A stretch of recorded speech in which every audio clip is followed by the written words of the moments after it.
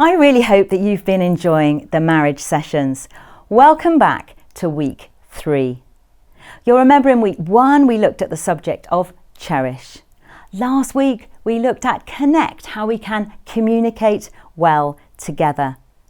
And don't worry if you've not been able to watch last week's session, they're standalone so you can catch up at a later date. And the sessions are about an hour long with questions for you to work through. And if difficult things arise when you're chatting those things through, then don't worry, that's normal. But we have sent you a link with a list of places that you can access further support, if that would be helpful. And this evening's session is Collaborate. And this is one of my favourite sessions. It looks at our differences, exploring our differences together, and then looks at ways that we can resolve conflict well. So make yourselves comfy. If you've got little ones, make sure they're in bed. Get the teenagers in another room. Grab a cup of coffee or a glass of wine and enjoy.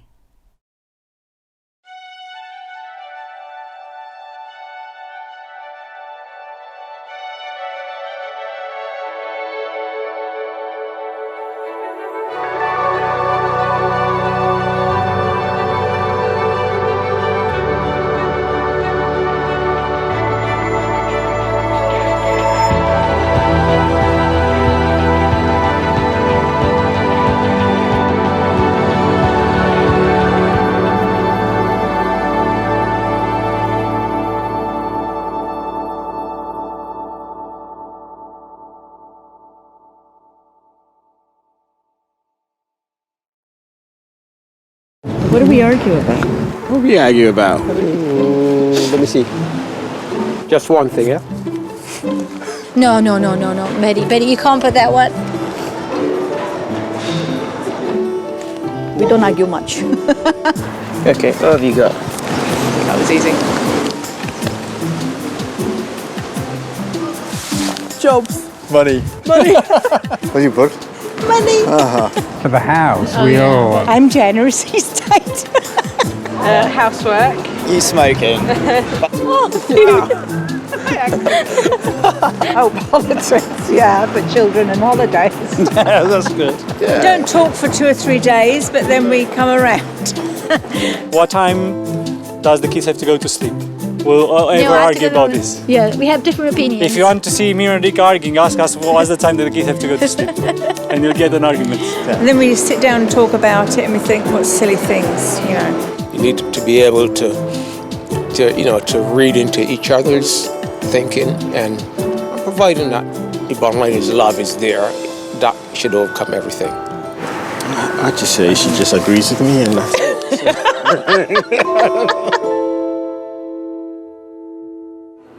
Collaborate. It's not a very romantic word, is it? But it's vital. Why? Because for every marriage to be successful, we need to work together. Whether it's through the big or the small, through the everyday rhythms of life, or when we confront unexpected challenges, each day we choose, do we pull together or do we pull in different directions? It's when we choose us over me, that's when we work together. We're starting to collaborate. So I think like any relationship, there will be stress in it. It's a question of how you channel that. And I think one of the areas that we have to work on is time management because of the demands that each of us have. You know, if there's ever a stressful moment, it's because we're tired. Yeah. And generally that's because it's a busy family life with the commitments that we have, I think. It's the juggling everything. We both work, we've 2 kids, different stages in primary school, secondary school, homeworks. It's fascinating. Often on a day off, Steph regularly would think I was working because I was constantly on my phone. We often now regularly on a day off, I just put my phone on the side, don't need to engage in it, don't want to engage in it, partly because one of the key things that we always come back to is we need that quality time, don't we? Yeah, I think when you have children as a couple, you go from being obviously a 2 to more than that, and you can, if you're not careful, you can just be people that are kind of almost like doing a project together. Do you know what I mean? Suddenly you can get very task focused as a couple and very functional as a couple, because when you have especially a new baby, there's the whole endless list of things that need to be done, and it's all new and you're learning how to do it. The kids aren't in bed 5 minutes after their bedtime. I've been known to go ballistic, like honestly. Like, part of that is because I've spent my entire day with them and I'm like, get them in the bed now. We've got to keep working on the friendship side of our marriage. We're not just there to kind of bring up children. Do you know what I mean? That is part of what we do, but actually we've got a relationship outside of that. So we're a blended family. We've both been divorced. I had 2 children before we met. So that obviously, in the early stages of our relationship, took some working out. Neither of us really enjoy doing housework and things, so it was a big source of tension for us, and we'd sort of argue about it at least once a week. For us, it got to a state where we knew we had to do something about it, because it had gone on for a few years, and we thought, well, neither of us is giving in one sense or doing it. So whilst the money was tight, we decided that actually the best thing to do would be to get a cleaner in. So we decided to pay for a cleaner, and actually, whilst it is an expense, all of a sudden all the arguments stopped. One thing we learned really early in our marriage definitely was that it is a really bad idea to go to sleep on an argument. But both of us are awful sulkers.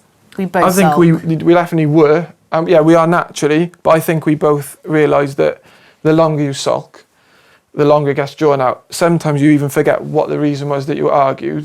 I suppose over the years as well, I've learned that I don't need to make an issue out of a lot of things that might have been stressful when we were first married, but which now I just think, oh, whatever, more important things in life. Because Dave is always the first to cave and apologise, which is admirable. But then I'd get annoyed because then I wasn't allowed to sulk anymore, because you got rid of the conflict. Just a more mature one. I know. So and younger one. Yeah. Younger but more mature. You are, yeah, of course.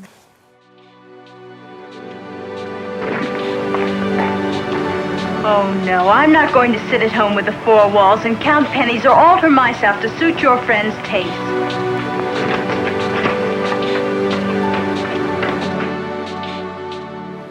Couples may face many challenges over their married life. But over the years, each couple finds a way to deal with those challenges together. But no 2 couples are the same. What works for one married couple may not necessarily work for another couple. But as each and every successful couple knows, the key factor is working together as a team. I'm an early years teacher, and before that was a nursery nurse, and I always wanted to be a stay-at-home mum, at least for the first year of my children's life, and then hoped to be part-time. After we got together, it wasn't too long before I started my own business, and that was growing quite well. So our expectations were that would continue to grow, and that eventually that would be the main source of income for the family. Late 2008, the recession really started to kick in, especially for us, and into 2009, the business really took a dive. It was a really difficult time for us, wasn't it? Really stressful, lots of tears, not really knowing where we were going to go with that. Yeah, I had a business loan that obviously I needed to keep the payments off, but there was no business coming in to cover that. And childcare fees are so high that then we were finding that we could pay the childcare fees, but then anything else we needed was going on a credit card. So we did get into quite a bit of debt in that time, didn't we? And it's hard sometimes to see that there's going to be a way out. There were definitely times when we didn't agree on things, and the pressures of needing to bring money into the home, needing to be around for the children, caused tension in the marriage and caused arguments, and it put a lot of pressure on us as a couple. There was expectation on my side where I wanted to earn more. There was expectation on her side that she wanted to be off for longer, and kind of that met in the middle and ended up in some conflict. I had an opportunity to step up as the acting head teacher of my school. We knew that would take me out of the home 5 days a week, and with a bit of a commute as well, it would mean long hours.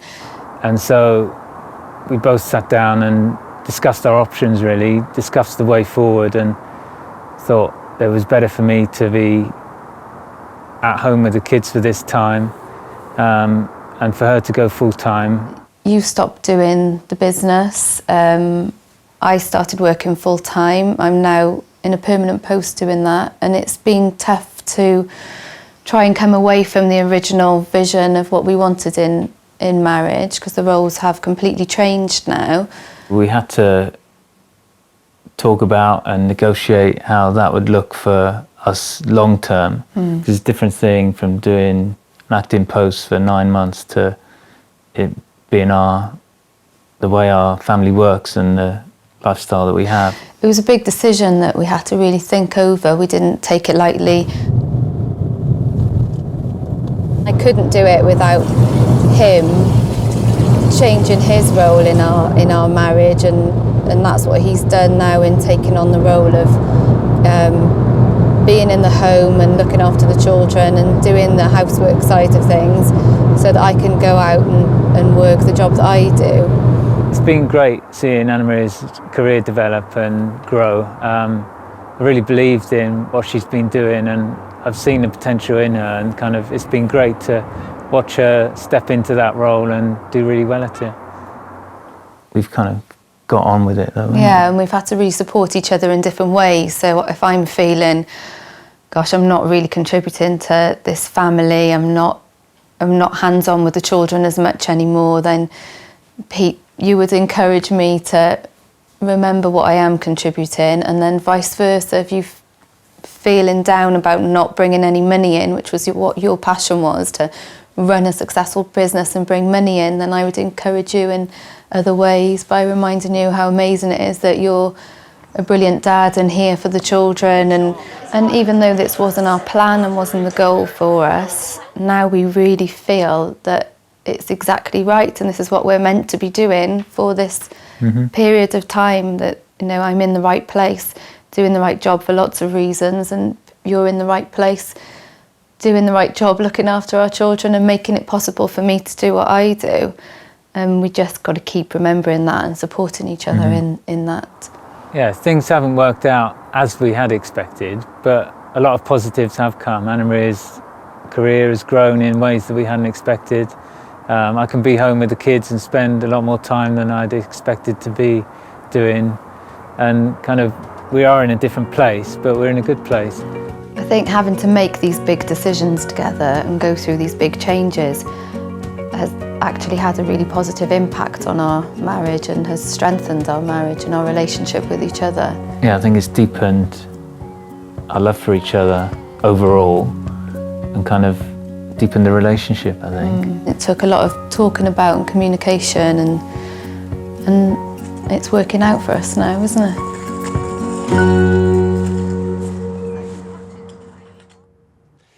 Over the years, I've spoken to hundreds of couples about their married relationship, and time again, those couples have mentioned pressures that they face. Let me talk to you about three that I hear time and time again. Number one, finance. My dad was a postman. We didn't have much money in our home, but once in a while, Dad would take me aside and he'd recite to me that bit from Charles Dickens. Son, he would say, annual income 20 shillings, expenditure 99 sixpence, result happiness. And then Dad's voice would get very somber. And he'd say, annual income 20 shillings, expenditure 20 and sixpence, result misery. My dad understood what many individuals, companies, and even governments do not understand. That you cannot go on spending more than you've got coming in without getting into trouble, in debt, long term.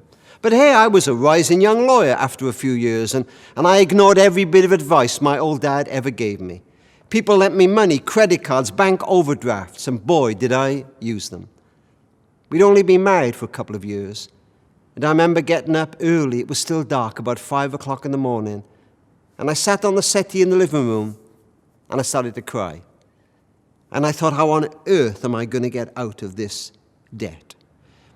It's not hard to understand how financial stress can cause us so much agony. It hits our self-esteem. We feel foolish. We almost feel like a rabbit caught in the headlights of a car. We hardly know where to move forward or back. We feel nobody else has ever gone through this. One woman told me she cried herself to sleep and she woke every day with a sick feeling in her stomach. anticipating that day's post. Another woman told me she went to a disused cupboard in her home one day and opened it and out tumbled hundreds of open letters. Bills, credit card statements, even court summons. She said to her husband, "Why didn't you tell me about this?" He said, "I was too ashamed to. And I wanted to sort it out. And anyway, part of me felt if I hid it, it might go away." But I've also known many, many couples who've come through this together. Sometimes one of the partners has spent foolishly. They have to be honest and the other has to be forgiving. Sometimes they've both got it wrong, but they have to sit down and talk about it together. Put all the bills and stuff on the table and begin to sort it out together. And you know, there's lots of great help out there to help us do that. Don't ever pay for debt advice. It'll make life worse. Find some free agency that can help you and get through it together. So pressure number one, finance. Pressure number two, domestic life, domestic duties. You know, when we think of things like ironing, washing, emptying the dishwasher, those are not the kind of things that make us think, wow, would you marry me? I want to spend the rest of my life with you. But so often our attitude to those domestic things does affect the quality of our relationship. And society doesn't give much value to them, does it? You're not going to get on Britain's Got Talent because you can mend a leaking tap and hoover and empty the dishwasher at exactly the same time. But those things are important. And particularly for the partner who has most responsibility in that area, it's important they don't feel taken for granted. Somebody told me years ago, "Rob, if you want a wild Friday night, put the rubbish out on a Monday morning."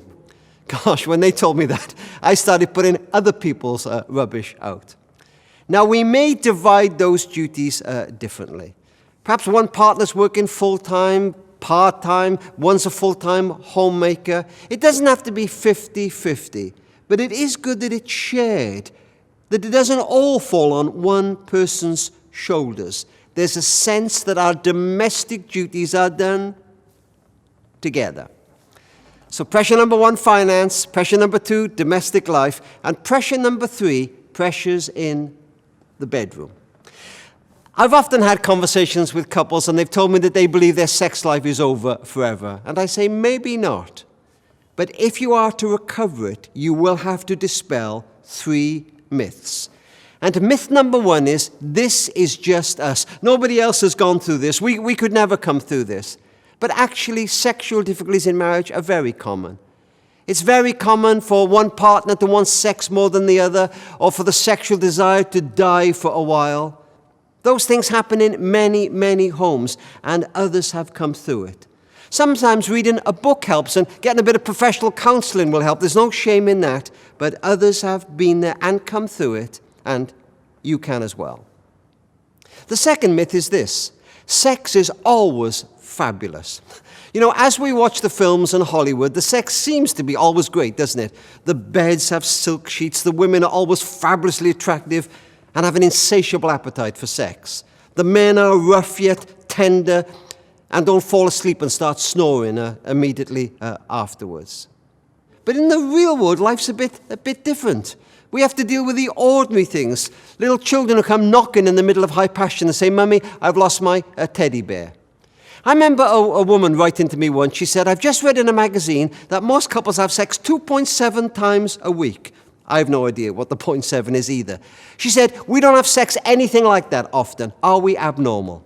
Look, it doesn't much matter whether you have sex 2.7 times a week or 2.7 times a month or whatever. What matters is you find a sexual relationship that suits you. And the third myth is this: the relationship doesn't matter. But it does matter. Your relationship matters. You know, sometimes when we're talking to a couple, we'll say, if you could change anything about your marriage, what would it be? Time and time again, a man will say, sex. I wish my wife was more interested in sex. We turn to the woman, what would you change? Affection. Well, how could he show that? Well, I want to feel that I matter to him. You know, when we go shopping, I'd love him to hold my hand instead of walk 50 meters ahead of me. When I'm talking to him, I want him to listen instead of go on his mobile phone. Sometimes I'd love him just to touch me, but not in a sexual way. I want to know I matter to him. I want to feel affection. course, as you get older, things change. My wife Diane said to me the other day, "Would you like to come upstairs and make love?" I said, "Darling, I can either do one thing or the other." 3 pressures: finance, domestic duties, sex, and 3 opportunities for change.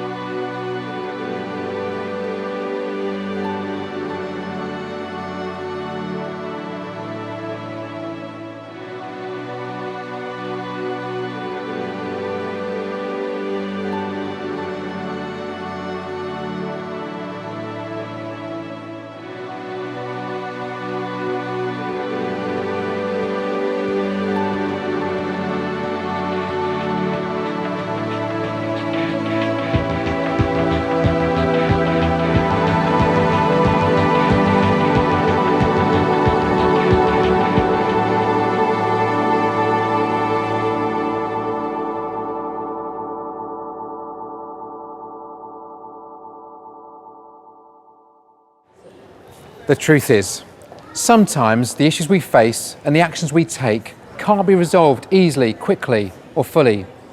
Sometimes these issues can create tension that leads to anger, disappointment, resentment, or even isolation. It is in these moments that conflict can occur, when we're not just pulling apart, but we're starting to oppose one another. Couples argue. Some couples may argue every day. Maybe they enjoy it. Other couples seem like they never argue at all. But the fact is, in every relationship, conflict happens. It is inevitable.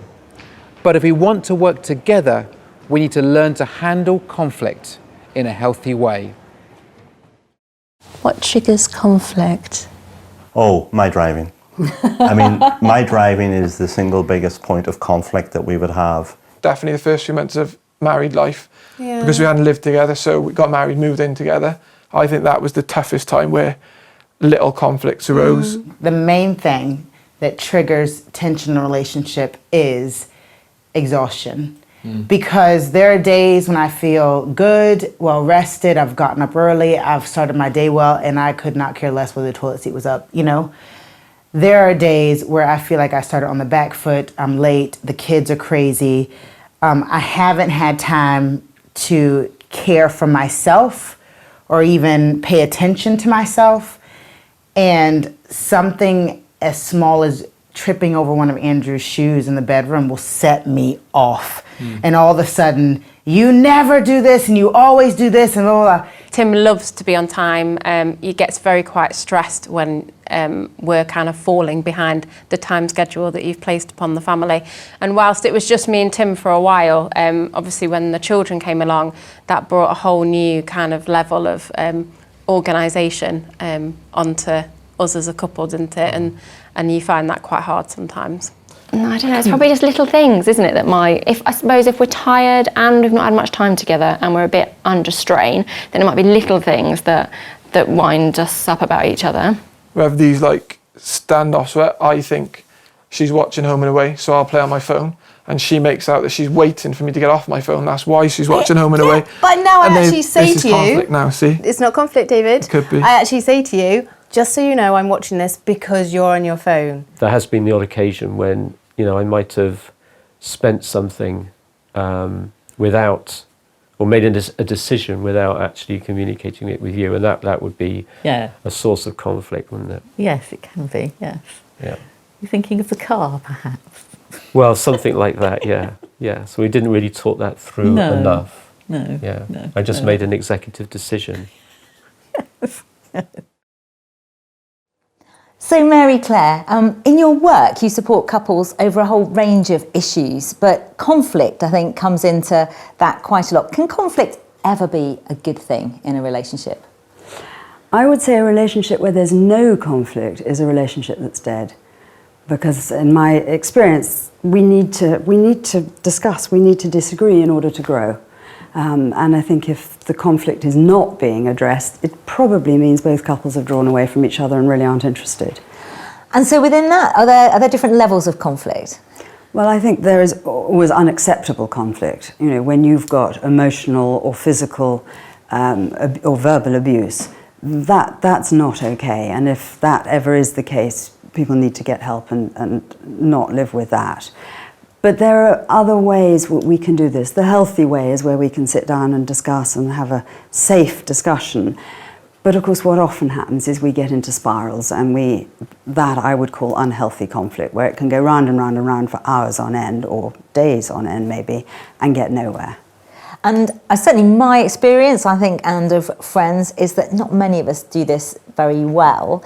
Absolutely, and alarmingly, it's the small things that trigger us. You know, you walk in and say, "There's no milk in the fridge," and I'm going, "Oh my goodness, there's no milk in the fridge. What you're saying is I'm no good at this, and you're criticising me." And then I go into a spiral of negative shame, and then I start to shout at you, and you're going, but I only said there was no milk in the fridge. Or the car ran out of petrol today. Oh, but you're blaming me. And that's where we get into these unhealthy patterns. So it's almost like we have a filter, and we hear things almost through the wrong lens. We hear criticism when someone's just really making a statement of fact. There's no milk in the fridge, or whatever. And I think where we need to really dig down is to what's really going on in there. You know, when I go into that place of thinking you're criticising me, I'm not good enough, I'm failing, that's a whole nother area to the fact that we've run out of milk. Yeah. And yet so often that's where we go to. Yeah. And I think learning to recognise these patterns and what gets triggered is incredibly important. And I think in a relationship, in a marriage, very often we deal differently with conflict. We respond differently. Oh yes, I think we all do it differently. And of course, most of us will think our way is the right way. So you may have somebody who, when faced with conflict, they disappear and they shut off. Or you may have somebody who says, right, let's go for it. Come on, let's really have an argument here. Let's really sort this out. And of course, we're so influenced by how we grew up. I mean, I grew up in a family where there was quite a lot of conflict, and actually not healthily resolved conflict. But I married somebody who never saw his parents argue. Any disagreement happened behind closed doors. Dad was always right. And so we got married, and I expressed myself in a possibly rather negative way, and my poor husband took shelter for about a week and sort of to recover. And I think that's so often the case. We have such different ways that are fueled by our experiences. And of course, as a couple, we have a responsibility to learn how to resolve conflict in a healthy way, and to model that if we have children. And I guess, and it's recognising how we each respond. So in my marriage, we had years actually when we were first married when I would just withdraw or sulk because that's what I'd seen modelled in the home that I grew up in, and my husband would be more robust about how he dealt with issues. And for a long time I honestly thought that I was fine and that he was the one that had a problem because he expressed his anger in a way that I didn't, because I just hid it. And it took quite a long time for us to understand that actually neither was a good way of dealing with the issue. It never got the issue resolved, and to learn how to do it better and in a healthier way. Yes, because in your situation you thought actually withdrawing and being peaceful and quiet about this was going to get it solved. Yeah. And of course he's going, where are you? Come on, where have you gone? We're not connecting. And that's the issue that I think we go into on a much deeper level of the messages that are being heard. And that's where we spiral. And it brings up all of our fear, actually. You're not there for me. And how important is our family background in influencing the way that in shaping us really, in the way that we respond to conflict? I think it's so important, frighteningly so, because of course as adults we like to think that we've long gone past all those early influences, but they come into play time and time again. But then of course when we make this significant bond as an adult in our adult relationship, we're starting a new level of connecting, and what we need is that real sense that you're there emotionally for me, that you as my partner can be there, that I can trust you, I can be safe with you, we're emotionally connected. And from that place we can address conflict healthily and well. And what does that look like then for a marriage if we're able to do that, if we're able to resolve conflict well? I think you see a sense of two people really able to work together, really able to connect with each other. And of course, if we feel securely connected, we can do living so much better. We're able to connect with others, we're able to connect with our children, our families, our colleagues, if we're coming from a place of feeling securely connected. So out of the things that we've been talking about, if there's some practical advice to give to couples who maybe are struggling in this area, maybe they're just starting off on a relationship, or they keep coming back to the same issue, whatever it is, what would you say to them? My encouragement really would be to take time to address this, so important, and to give it the importance that it really deserves. This is investing in your future. And I think the most important thing is that there can be change, but also we have to be willing to change. We individually have to be willing to change in order to help the relationship change. So you kind of need to know who you are before you expect the other person to be able to read you that well. Mary Claire, thank you so much. That's been so helpful. I've definitely changed a lot since we first met, when I was literally just would fly off the handle at any moment. I was like a beast at times, but I think I've definitely kind of reined myself in. I think, like, for you would express it. I would express it. I express how I feel. I do.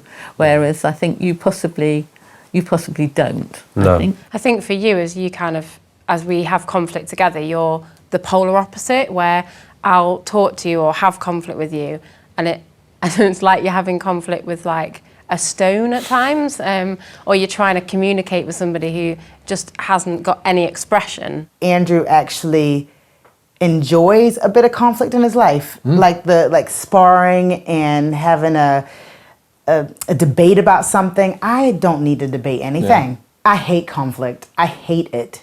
And will only engage in it if I'm completely convinced that there's no other way back to harmony or consensus but through this conflict. We have heated debates about lots and lots of things, and perhaps someone listening in would think it's a full-on argument, but to us it's just fun. Absolutely. I saw very little conflict in my family growing up. So I was almost surprised when we had conflict. Not that, I thought we'd have some, but... and at first perhaps I was a bit more, just try and kind of shy away from it, or just not willing, like you said, I just wasn't willing to engage in it properly. You are more likely to want to kind of talk things out and find a common understanding and a way forward, rather than kind of blowing up in a way that probably sometimes I am more inclined to kind of, in a quite a theatrical way sometimes. I have to get it out. Yeah. Like big time. It has to come out, fully come out. Yeah, and it's best out, isn't it? We always say that, it's best to get it all out. Initially, like Sarah said, I just want to retreat and, leave me alone, beer with a sore head kind of thing. But I think over the years that I've learned to communicate a little bit more. Alison, you're a lot more eloquent in your language than I am, and at times as she's addressing it, I don't feel I have the mechanism to respond to it. If it's Gem's fault, which obviously rarely it is, but occasionally, and she's willing to admit it, she'll link it back to me. So her fault was a reaction to something I'd done wrong, and it always is. And that cause and effect. Yeah. It is, yeah. And it is always me that is at the root of it. That's true. Yeah. It's not always a negative thing to have different views about things. Yeah. I think I can't let something stew, so I have to talk about it and talk about it and talk about it until I feel like we've sorted it. Which is whereas Matt's quite happy to let things hang for a little while. I think we're very different, aren't we? I think in general, Gem will shy away, and I can be quite nasty. Not in a horrible nasty, but quite short-tempered. I'd rather just get it done. So maybe say something I probably shouldn't that then sparks a reaction. Quick dust off, and then we're done. Yeah, I'd happily in theory sleep on it and then see how we're feeling in the morning, but that's not possible. There is no way I could sleep on a conflict. We've had some late nights.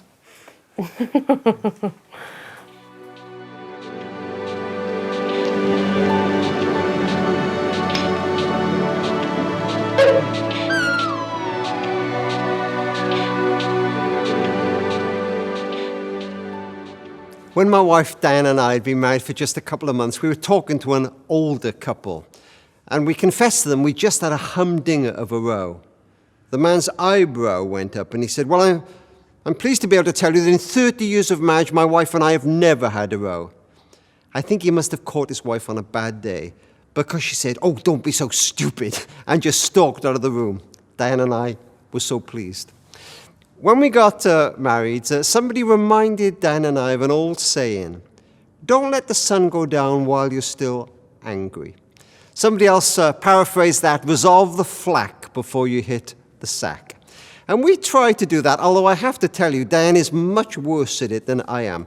We go to bed sometimes not talking, and we lie back to back, huffing and puffing and pulling the sheets either way. And after half an hour or so, I get bored, and I decide to go for reconciliation. So I decide to touch Diane's leg with my big toe. Diane withdraws the whole leg.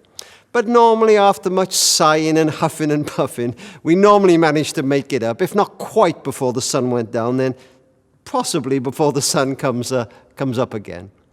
You know the funny thing about rows? If we learn to resolve them, normally, not always, but normally, 2 days later, you can't remember what the row was about. But if we don't, they still fester inside us. I remember when I was a lawyer and somebody came into my office, a guy, he was a bus conductor, and he said to me, "You know, I've worked a 15-hour shift last night.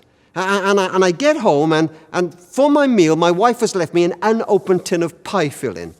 I think what really made him cross was he couldn't find the tin opener. And he said, "I'm having a divorce." I said, "Are you serious? You're having a divorce over what? The unopened tin of pie filling?" "Absolutely," he said. Do you know, I've thought a lot about that. That might have been the straw that broke the camel's back, but I don't think it was really that. I think in their marriage they probably had lots of unresolved conflict they've never, ever really talked about. And suddenly it all came to a head. See, sometimes we think these things are gone, but I can tell you as a lawyer that time and time again people remember these things. And in divorce proceedings, they articulate them one by one. These conflicts have never been resolved. In fact, conflict in a marriage needn't be a bad thing. It can sometimes strengthen a marriage, but it's important we deal with it well. Let me give you 10 golden rules for a clean fight. Number 1, never ever attack somebody's person. You know, you'll get away with, "How come you forgot our son's dental appointment?" But it's not a good idea to say, "You are such a terrible wife and mother." When you do that, you attack somebody's person, almost touch their very soul. Secondly, stick to the issue. You know, when we're around, we love to bring other stuff in. We're arguing over finance, and we say, "You know what, if you hadn't been negligent, our goldfish would still be alive." Don't do that. Stick to the issue. Number 3, let go of the past. Every marriage has 5 or 6 old grenades that they bring out in time of warfare. "I will never forget how you humiliated me at that office party. I will never forget how you spoke to my mother that Christmas." Lay those old grenades down, if only to find new ones. Fourthly, try not to interrupt. Allow somebody to get off their chest all they want to say and listen. And number 5, say sorry. Sometimes be the first to say sorry. Number 6, try not to fight in public. Don't have rows in front of your friends if you can avoid it. Look, it's not the end of the world if your kids see you having a row occasionally, but they also must see you reconciling, mending those fences, coming back together again. That will teach them how to handle conflict. And 7, lose some arguments, particularly if you're good with words. Do you know, if you're good with words, you can stalk out of the kitchen and your brilliant rhetoric has brought you out on top again, and you've won the argument. But have you won it? If you could go back and be a fly on the wall and watch what you'd left, somebody who had so much to get off their chest, but they weren't quite as articulate as you, and it's still festering within them, and one day it will come out. And maybe you haven't won. Maybe you've lost. Rule number 8. Try not just to listen to what the other person is saying when you're having a row, but understand how they are feeling. And take the time to let them know how you feel as well.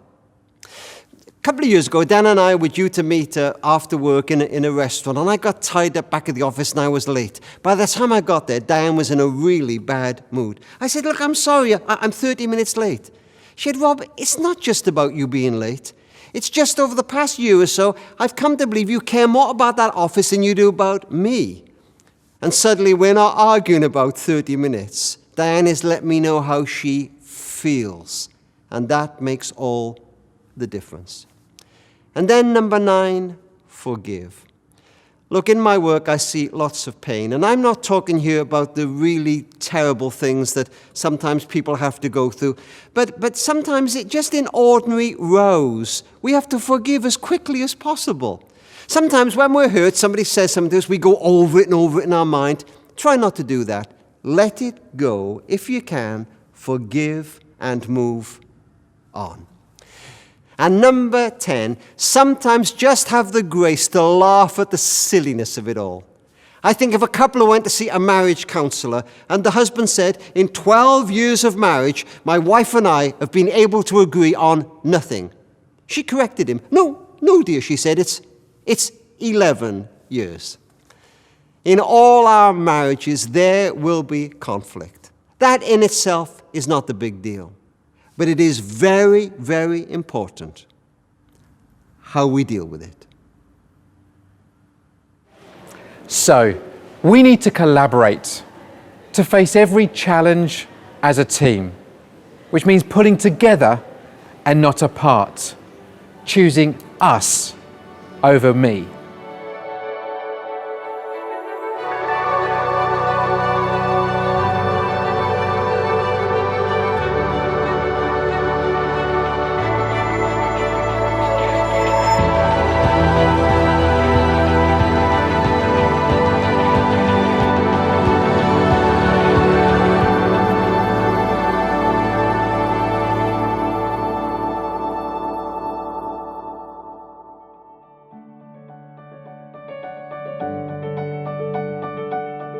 Well, thank you so much for joining us for this session as we've looked at some of the pressures and challenges that hit every marriage and discovered how to collaborate and resolve conflict in a way that's creative and ultimately strengthens our relationship. And I know if you're anything like us, there may well be the opportunity to put some of these skills into practice in the weeks ahead. Now, there are obviously lots of areas of marriage that we weren't able to cover in these sessions. And my book, If You Forget Everything Else, Remember This, Building a Great Marriage, that covers lots of these, as well as having some wonderful cartoons. You can get it from our website, but it's also in our special partner pack, which I'll tell you about in just a minute. But also don't forget, if you need further help, do just give us a call or take a look at the further support page, and the link for that will be on the email with the details of this session.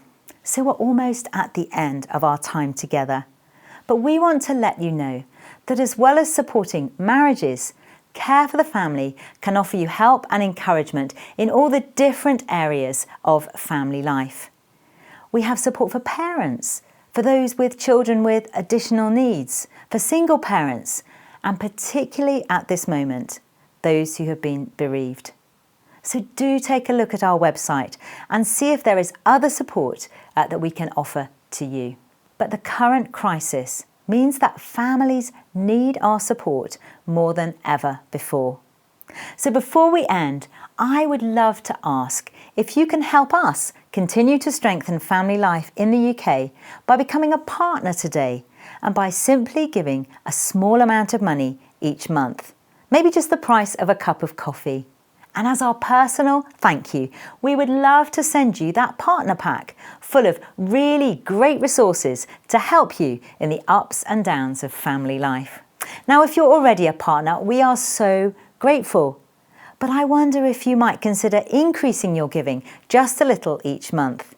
And if so, I'd love to send those same resources to you as well as our thank you. To become a partner or to increase, you simply go to cff.org.uk/DD. The address is on the screen. And your gift, however small, will make a real difference to a family in this current crisis. Thank you so very much.